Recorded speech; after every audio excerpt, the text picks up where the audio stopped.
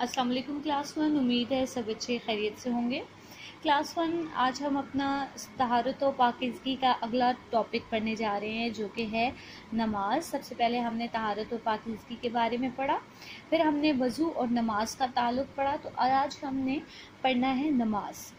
तो ये आज का हमारा टॉपिक है। आज हम इसकी रीडिंग करेंगे। इसके लिए आप पेज नंबर 22 और 23 खोल लीजिए। सफ़ा नंबर 22 पर ये नमाज वाला हमारा टॉपिक है। तो आइए हम इसकी रीडिंग स्टार्ट करते हैं। प्यारे बच्चों, नमाज पढ़ना हर मुसलमान पर फ़र्ज़ है। नमाज हमारे दीन की एक अहम इबादत है।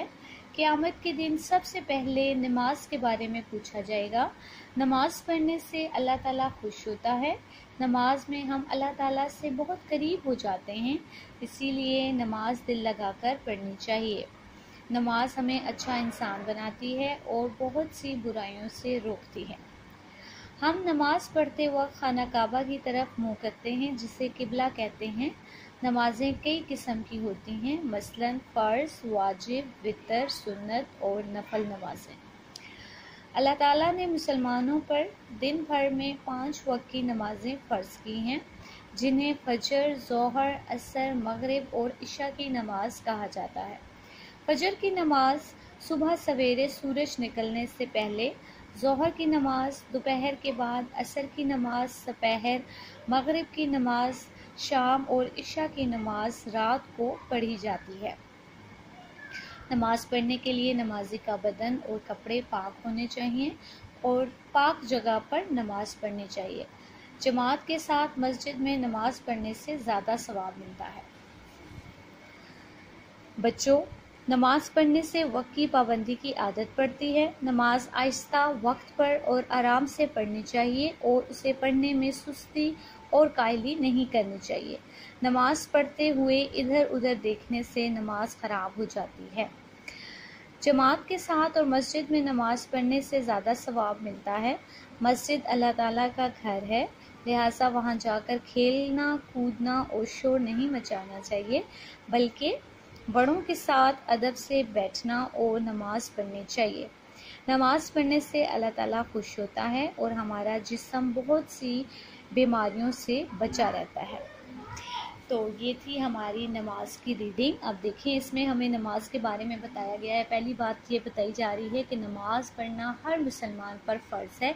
तो हर मुसलमान को चाहिए कि वो नमाज जो है वो पाबंदी से पढ़े, 5 वक्त की नमाज अपनी अदा करें, क्योंकि जब हम मरेंगे क़यामत के दिन जो सबसे पहला सवाल होगा वो नमाज के बारे में किया जाएगा।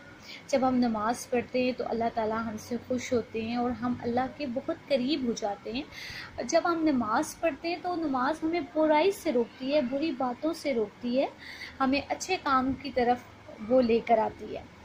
तो जिस तरफ हम मुँह करके नमाज अदा करते हैं उसे किबला कहते हैं, और सब लोग जो हैं वो खाना काबा की तरफ मुँह करके अपनी नमाज अदा करते हैं। फिर इसके बाद दूसरे पैराग्राफ में नमाज़ों के नाम बताए गए हैं। फजर, ज़ोहर, असर, मगरिब और इशा, ये हमारी 5 नमाजें हैं जो हम अपने 5 वक्त की अदा करते हैं। फिर उनके आगे औकात बताए गए हैं, वक्त बताए गए हैं कि कौन सी नमाज हम किस टाइम पढ़ते हैं। फिर बताया जा रहा है कि नमाज़ पढ़ने के लिए हमें उसके आदाब बताए जा रहे हैं कि नमाज़ पढ़ने के लिए जगह पाक होनी चाहिए, हमारा जिस्म पाक होना चाहिए, लिबास पाक होना चाहिए और नमाज जो है वो सुकून के साथ पढ़नी चाहिए। पेज नंबर 23 पे बताया जा रहा है कि नमाज पढ़ने से हमें वक्त की आदत पड़ती है, वक्त की पाबंदी की हमारे अंदर आदत हो जाती है और हमारे अंदर जो है नमाज पढ़ते हुए हमें सुस्ती और काहली नहीं करनी चाहिए, यानी लेज़ी नहीं होना चाहिए। अगर हम लोग हमने पढ़नी है तो वेट करें, जैसे ही अज़ान होती है फ़ौरन आप नमाज की तैयारी करें और अपनी नमाज अदा कर लें। जैसे जैसे आप कहेंगे अच्छा ठीक है मैं अभी पढ़ता हूँ, 2 मिनट बाद पढ़ता हूँ, 3 मिनट बाद पढ़ता हूँ, तो वो आप लेट हो जाएंगे, नमाज की भी देर हो जाएगी और जो है वो लेज़ीपन आपका बढ़ता ही जाएगा। तो इसलिए जैसे ही अज़ान हो उसके साथ आप अपनी जिस नमाज का वक्त है वो अपनी नमाज अदा कर लें। फिर बताया जा रहा है कि मस्जिद के साथ جماعت کے ساتھ مسجد میں نماز پڑھنے کا زیادہ ثواب ہے۔